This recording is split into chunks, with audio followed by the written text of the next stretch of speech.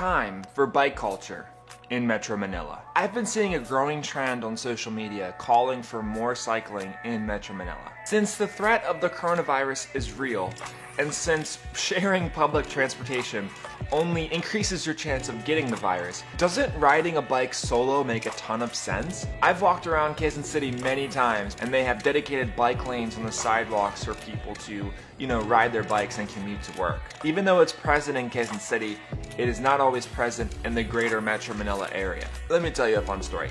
Last year I was in Makati at 6 p.m. I got inside a taxi to go to my home in Mandaluyong. It was a 2-kilometer drive. Guess how long it took me to get home? Borderline 2 whole hours. The next time I was in Makati at 6 p.m., I decided I'm gonna walk home. I'm gonna see how long it takes me. Couldn't be much worse, could it? Yeah, it took me 45 minutes to walk home. So 2 hours, 45 minutes. Imagine all the time that you would save as a commuter if you just rode a bike. Studies show that the average Metro Manila commuter loses 16 days of their life per year in traffic. That's like 2.5 weeks of time that you could have been spending with your family or sleeping or any other way that you want to, use it. In Denmark, 25% of trips less than 3 miles are done by bicycle. Also, 90% of Denmark's population owns a bike. In Amsterdam, there are 800,000 people in the city, and there are 800,000 bikes. So that's a bike per person. When you go to Europe, you start to see a lot of people riding bikes everywhere. It's sort of a common thing in that part of the world. There's 2 main reasons why people ride bikes more in Europe. One is bike culture. In America, we might look down our nose at someone who rides their bike everywhere as like a hipster or something. But in Europe, it's very, very, very common. In fact, cycling is the norm. Also, those in Denmark ride bikes for function.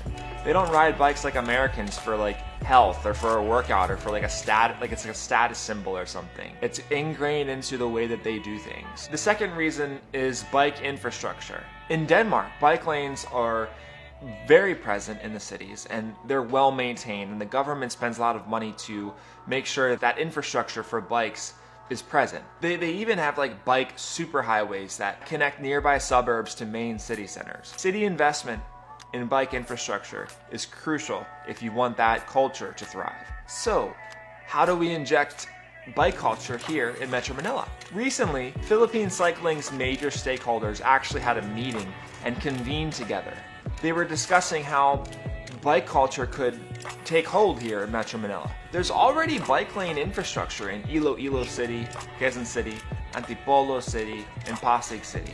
And they said that we shouldn't just push to have bike infrastructure instilled, we should push to have bike culture instilled into us as well. To me, there's 4 major benefits of this. 1, less traffic. 2, less time spent in traffic for commuters. 3, less pollution. And then 4, healthier citizens. You're actually getting a workout in while you get to work, and then you're getting a workout in when you come back from work. That's pretty much your whole entire workout for the day. The average street bike is 20,000 pesos here in Metro Manila. Most Manila commuters spend about 100 pesos per day going back and forth from work commuting. So if you take that into account, it'll take about 200 days of riding your bike to make that money back as a commuter. I think that bike culture needs to be, encouraged here in the Philippines and in Metro Manila, because this is a cool city, but I feel like more bike culture would make it a little more modern. And I think that would be a cool thing for the city and a good thing for the citizens as well. Okay, bye-bye. Thank you all for watching.